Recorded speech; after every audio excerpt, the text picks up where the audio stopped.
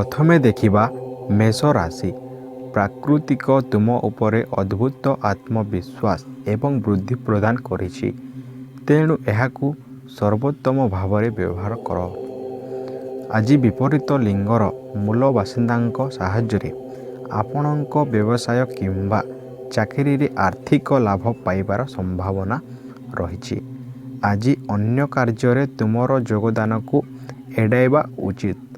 ଯଦି ତୁମର ପ୍ରିୟଙ୍କ ତୁମର ଭାବନା ପ୍ରକାଶ କରିବାକୁ ଅସମର୍ଥ ହେବେ, ତୁମର ସାଥୀ କେବଳ ତୁମଙ୍କ ସହିତ କିଛି ସମୟ ବିତାଇବାକୁ ଚାହୁଁଛନ୍ତି, କିନ୍ତୁ ତୁମେ ସେମାନଙ୍କ ଇଚ୍ଛା ପୂରଣ କରିପାରିବାରେ ଅସମର୍ଥ ହେବ।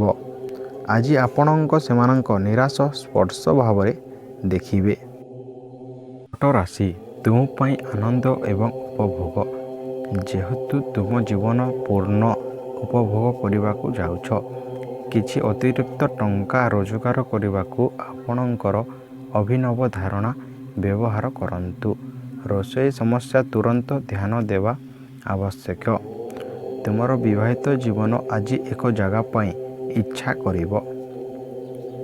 ପାରିବାରିକ ଜୀବନ ଶାନ୍ତି ପାଇଁ ଗାଈକୁ କିଛି ଦାନ କରନ୍ତୁ। କୁମ୍ଭ ରାଶି। ଆଜିର ମନୋରଞ୍ଜନ କ୍ରୀଡ଼ା କଳାପ ଏବଂ ବାହ୍ୟ ଇଭେଣ୍ଟ ଅନ୍ତର୍ଭୁକ୍ତ କରିବା ଉଚିତ। ନୂତନ ଅର୍ଥ ରୋଜଗାରର ସୁଯୋଗ ଲାଭଦାୟକ ହେବ।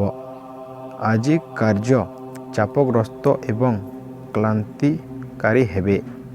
ତୁମର ପ୍ରେମିକା କିମ୍ବା ଗର୍ଲଫ୍ରେଣ୍ଡ ଆଜି ପାରିବାରିକ ଅବସ୍ଥା ହେତୁ କ୍ରୋଧିତ ହୋଇପାରନ୍ତି। କଥାବାର୍ତ୍ତା କରି ସେମାନଙ୍କୁ ଶାନ୍ତ କରିବାକୁ ଚେଷ୍ଟା କରନ୍ତୁ। ଏହି ରାଶିର ନାଗରିକ ଆଜି ଖାଲି ସମୟରେ କିଛି ଆଧ୍ୟାତ୍ମିକ ପୁସ୍ତକ ପଢ଼ିବା ଉଚିତ। ଏହା କରିବା ଦ୍ୱାରା ଆପଣଙ୍କ ଅନେକ ଅସୁବିଧା ଦୂର ହେବ।